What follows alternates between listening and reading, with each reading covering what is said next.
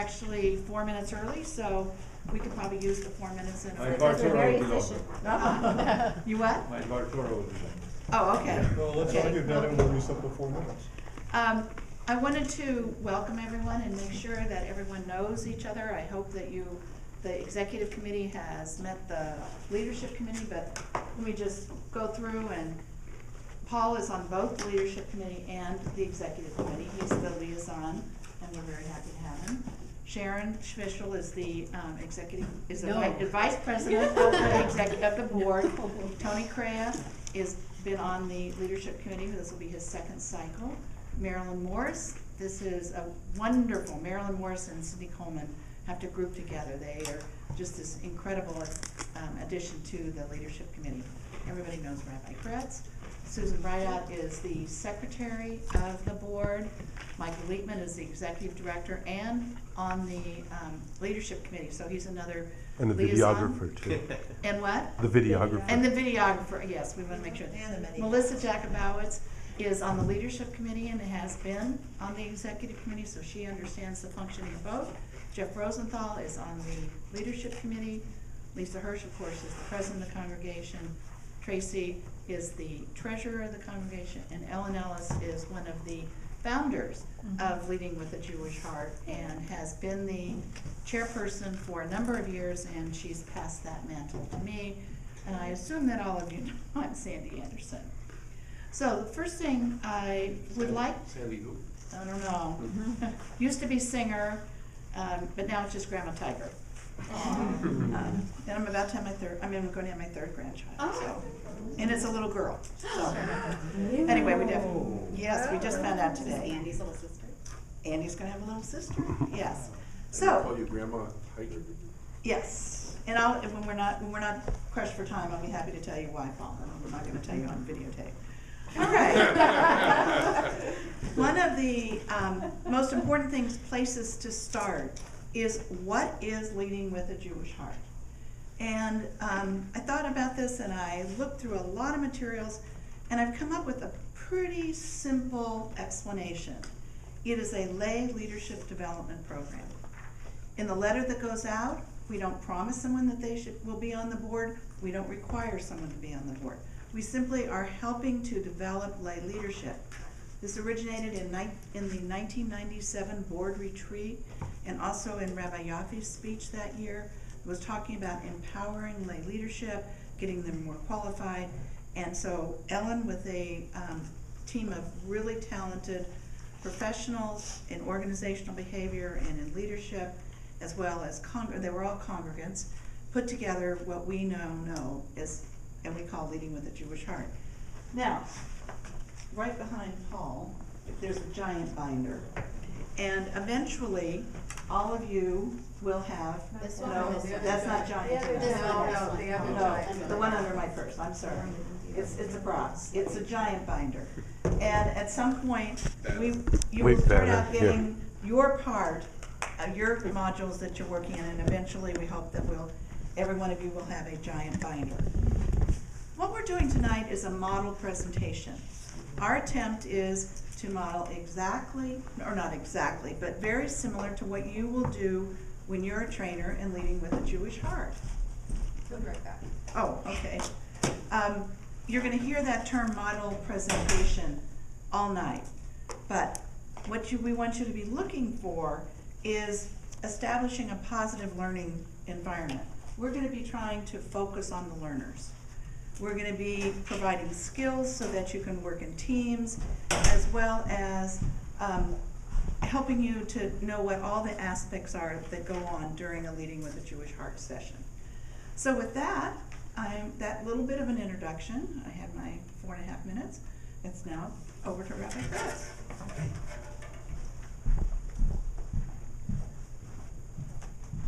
So just because we're trying to prove that how organized this Leading with a Jewish Heart always is, I was just going to open, and instead of doing tonight's Dvar Torah, I was going to start tomorrow's class. But I realized it on the nick of time and went to get the Dvar Torah that I wanted to share with you.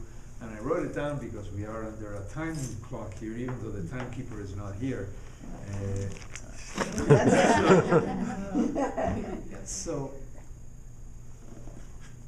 just because what Sandy asked me to focus on was the concept of leadership and the concept of collaboration, of cooperation, of team building.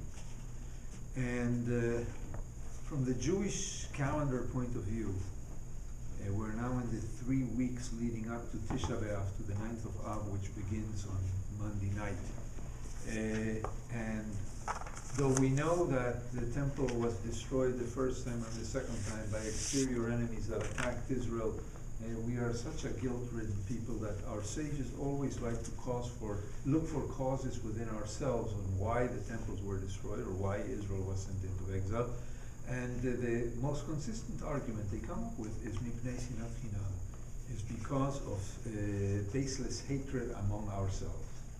That is, and if you look at the reality of Jerusalem pre-destruction of the first temple or pre-destruction of the second temple, is we really were backfighting with each other, and we were killing each other off, and we were insulting each other, and we were disrespecting each other, and then destruction comes, because if we're not united inside, we cannot resist an outside enemy.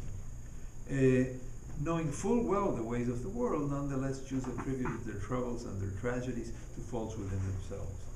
And it was also self-criticism that centered always around the lack of true community, which they called then turning against God. So pay attention. It was the lack of true community which they then define as turning against God. Martin Buber taught that we often know God best in our meetings with each other. This is the way in which we need to understand meetings, be they of a board or a committee, a task force or an annual meeting. The business of the congregation is never business as usual. Of course, there are components that can be related to running a business.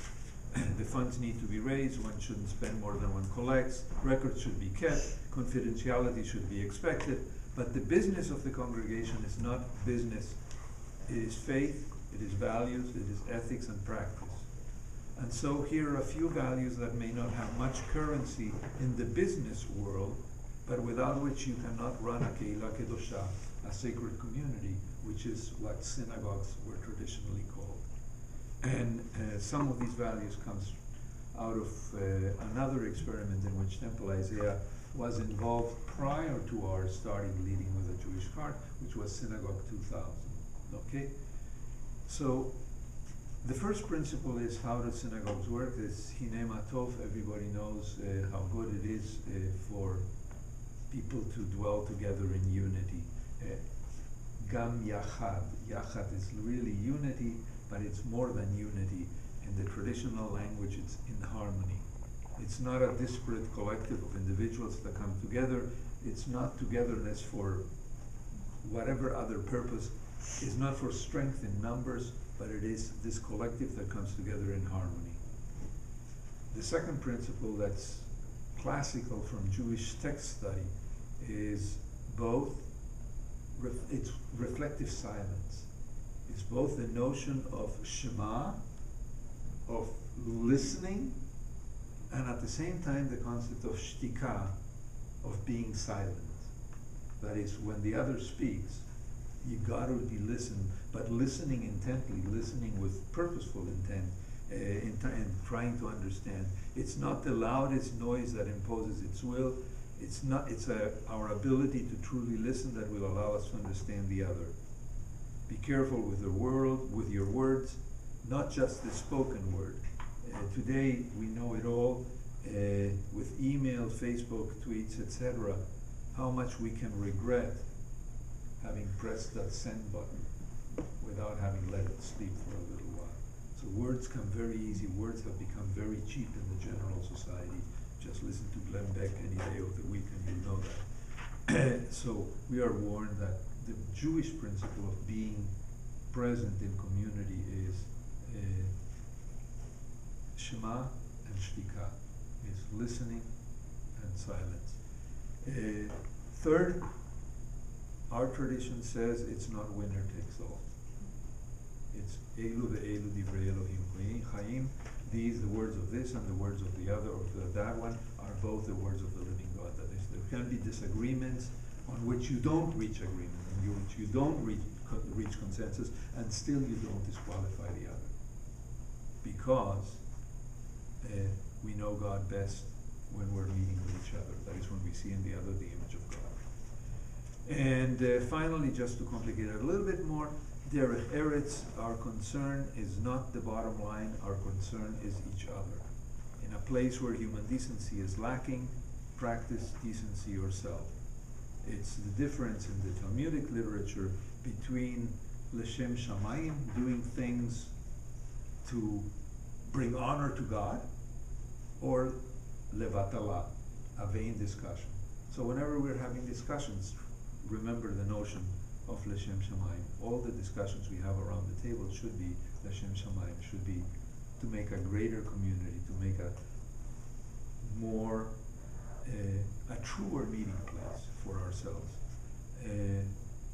Judaism doesn't ask how you would feel if what you did or say makes the front page of the New York Times. It commands instead to speak as if God were listening to everything you say. And this is one of the things that we learned in Synagogue 2000, and I have to tell you that it was a period where our Lord was incredibly contentious. And I came back from one of the Synagogue 2000 gatherings, I think it was in Baltimore, D.C., and I printed a big poster board, speak as if God was listening to everything you say, and I put it on top of the whiteboard that's in the PK, which is where our meetings used to be, and I put that there and it stayed there for a couple of years while we all worked in changing the culture of how we do meetings, because we were killing each other in there. And finally people started realizing that to speak as if God were listening to everything you say, and then you will be careful. So that's the purpose of Leading with a Jewish Heart, to introduce a new generation that by and large knows leadership well, to get the Jewish in this leading business. It is collaborative, respectful, less hierarchical, and more embracing. It is in a way the model that Rabbi Shanks and I have tried to model now for almost 20 years together, how we work as holy colleagues, she and I, how we work with our professional staff, and how we want our professional staff and our lay leadership to interact. And it's given us great joy. So I was given 5 minutes. I don't know how am I doing in time. I'm behind already. It's all right. But it's the instruction of do this in 5 minutes is similar to the heathen who knocked on Hillel's door, demanding to be taught all of Judaism while standing on one foot. Hillel responded, "Love your neighbor as yourself. That is the essence. Now go and study." And I wish you a good evening of study. Fair. And if you want to be really complicated, that was understandable. Come tomorrow night. Can you stay for a little bit? All right, thank you, Rabbi Gretz. It's interesting what you said at the beginning of your Dvar Torah. You talked about collaboration, cooperation, and team building, and that's essentially a part of what we're going to be doing today. And I'm just going to review our objectives. And if you open your binder to the first page, the objectives are actually listed there for you. As Sandy mentioned in her introduction, we're going to model for you elements of a training session throughout the presentation to you. And we will show how these elements are incorporated into a session. The second objective is we will review the trainer's roles and expectations. We will discuss these. We'll talk about teamwork and how it's important for the trainers of Leading with the Jewish Heart. No one has to work alone. We all work in teams, and you'll find out more today about what your role is, who you will be working with, and how we go about doing that. The third objective is identifying your best personal training style. You'll be participating in an inventory that will determine your personal training style, and when you have a clear picture of this, it will facilitate your ability to improve your style and to incorporate other techniques for adult learning, which we'll also review. And finally, we will help you build comfort and God, I can't say that word. Familiarity with content and format, and you'll become familiar with the content of Leading Jewish Heart, what the different sections are, and we'll also work with you on the logistics of how these sessions work. So that's the objectives for our session, and are there any questions? All right, thank you.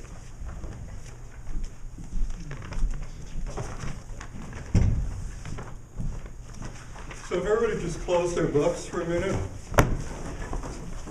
I'm going to ask you to do a couple of things, and then we're going to talk about why we did them and what we got out of doing them. So first, I'd like you to find somebody in the room that you haven't worked with before, and get up and move your chairs and so you can face each other, okay? And we have a whole room back there, so go ahead. Can I press pause? You can put it on pause. Are you moving? Does everybody have someone to work with? Everyone's spoken. You can join us. You want to join? Okay, we're going to make it threesome, if that's okay. Well, Steve and Paul, okay. You should have enough issues. I'll do a threesome. Okay. You want to share one of them? Sure. So we can have a twosome over there? Sure. Well, I've never worked with you. I haven't Oh, either. come on, that's your chance. That's your chance.